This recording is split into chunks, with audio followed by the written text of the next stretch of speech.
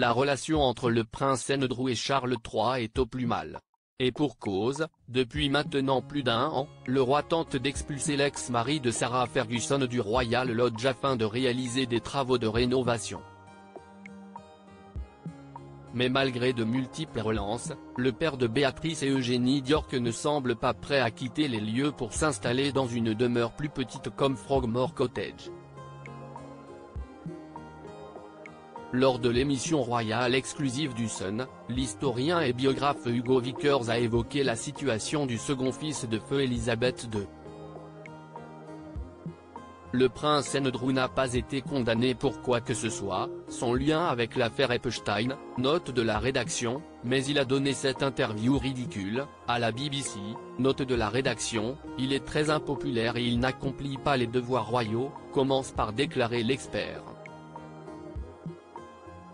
Selon lui, le prince Andrew doit accepter la décision de Charles III en quittant le Royal Lodge et pointe d'ailleurs du doigt feu Elisabeth II, il me semble qu'à un moment donné, il devra déménager dans un endroit plus pratique.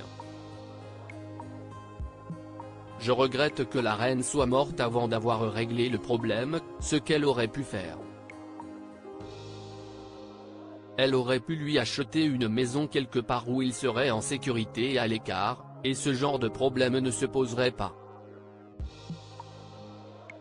Hugo Vickers explique notamment que si le frère de la princesse Anne ne déménage pas, c'est le père du prince William qui devra le soutenir financièrement s'il ne reçoit plus les subventions qu'il recevait auparavant. Destitué de ses titres royaux depuis 2019, le père de Béatrice et Eugénie d'York n'exerce plus de fonctions royales et ne reviendra pas sur le devant de la scène pour la couronne.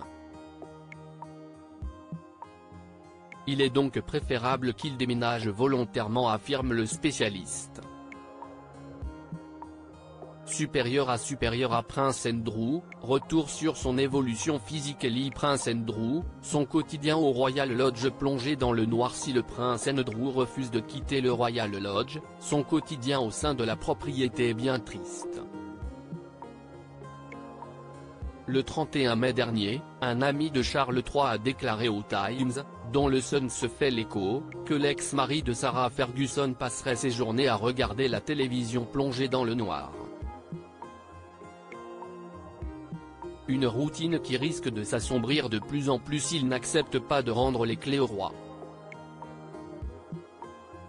En effet, la source a expliqué que le mari de Camilla Parker Bowles ne va pas hésiter à faire en sorte que la vie de son frère dans sa demeure soit de plus en plus froide et inconfortable jusqu'à ce qu'il parte. Le ton est donné. Crédit photo, Backgrid UK.